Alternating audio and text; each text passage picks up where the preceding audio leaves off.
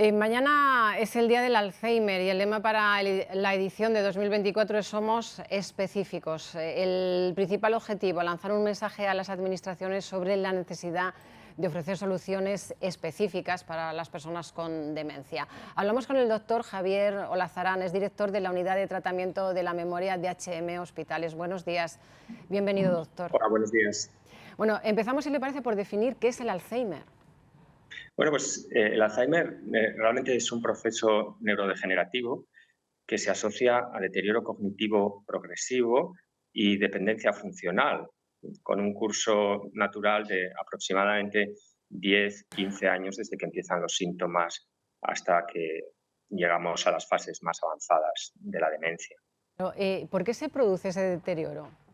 Pues mire, no sabemos exactamente por qué ocurre el Alzheimer, pero lo que sí tenemos es un modelo de estudio basado en depósito de proteínas y asociación de biomarcadores inflamatorios que nos está permitiendo modificar el curso de la enfermedad. Pero realmente la causa por la que ocurre el Alzheimer es múltiple, multifactorial, influyen factores genéticos, ambientales e incluso psicológicos, es decir, el modo que la persona tiene de reaccionar al estrés y de convivir con la propia enfermedad es importante para que ésta se desarrolle o no. Em, ¿Es una enfermedad ligada al envejecimiento? Obviamente, cada 5 años, a partir de los 65, se multiplica por 2 la prevalencia de la enfermedad, de modo que los mayores de 85 años, 1 de cada 3 tienen demencia y en 2 de cada 3 casos es debido a la enfermedad de Alzheimer. Es decir, estamos ante lo que podríamos llamar realmente una pandemia mundial de primer orden. Se calcula que si no tenemos tratamientos que estabilicen la enfermedad, pues en el año 2050 habrá ya 150 millones de personas afectadas. Actualmente tenemos aproximadamente 35 millones de personas afectadas en todo el mundo. Pero el gran reto es llegar a un tratamiento eficaz, pero el reto inicial es cómo detectarlo, cómo podemos Sí, saber pues, si pues a una día de persona hoy tiene Alzheimer. ese reto está resuelto. Tenemos ya biomarcadores que con un análisis de sangre te permiten detectar qué personas van a desarrollar enfermedad de Alzheimer, que en algunos casos hay que confirmar con estudio de líquido cefalorraquídeo, pero ya podemos, a día de hoy, tan solo con pequeños síntomas, saber qué personas están predestinadas a desarrollar la enfermedad. ¿Y cuáles son esos pequeños síntomas que pueden saltar la voz de alarma? Bueno, el caso típico es la persona que empieza a repetir las cosas, que no se da cuenta de que ya lo ha dicho y al cabo de un día o incluso de un rato, pues te lo dice 2 o 3 veces. Eso realmente es un dato de alarma. ¿M? Pero luego hay otros casos atípicos, por ejemplo, que la persona tiene dificultad para expresarse, para encontrar las palabras habituales, o incluso hay casos más raros todavía en los que la persona no localiza los objetos en el espacio. Y todos ellos son debidos al Alzheimer, que por una cuestión caprichosa que no acabamos de entender, asienta inicialmente en zonas distintas del cerebro.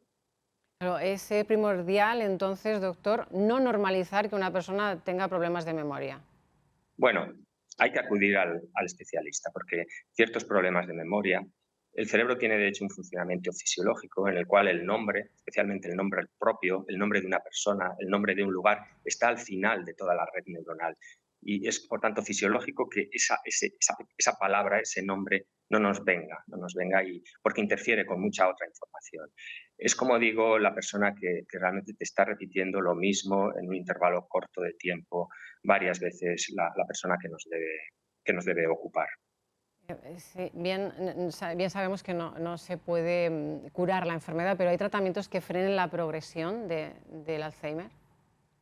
En efecto, ya los tenemos y el curso natural de la enfermedad lo hemos modificado. Como le decía al principio, la evolución natural era de 10 años y ahora podemos tener una evolución ya de enfermedad de 15 o 20 años y esperamos que poco a poco se vayan sumando nuevos tratamientos, no para curar la enfermedad, esto no es razonable pensar que vaya a ocurrir, pero sí para estabilizar la enfermedad en las fases de menor dependencia y de mejor calidad de vida. ¿Es hereditario?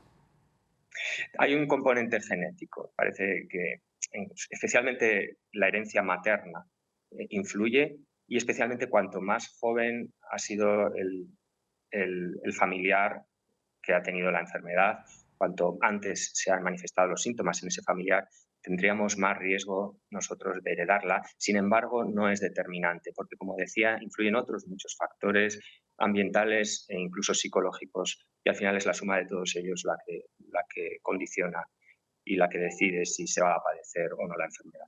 Pero, entonces, ¿hay factores que contribuyen al desarrollo de la enfermedad, como un mal hábito de vida o el Sin duda. nivel socioeconómico incluso?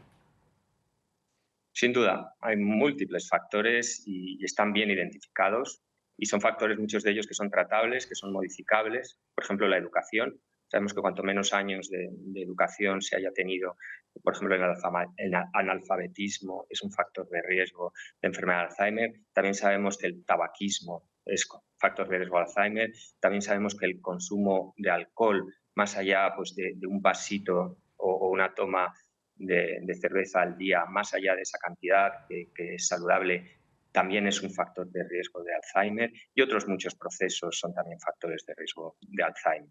Ujú. ¿Y cómo se puede prevenir, doctor? ¿Qué cosas buenas podemos hacer por nosotros?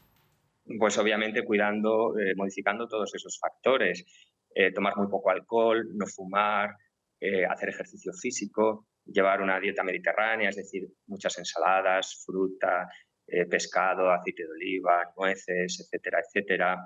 Hacer ejercicio físico, como digo, llevar una vida social rica, que sea estimulante también desde el punto de vista intelectual, y el factor de personalidad, curiosamente, más determinante puede ser el optimismo en la vida, es decir, el modo como asumimos el estrés que la vida nos va provocando, y la actitud de mirar más hacia el futuro.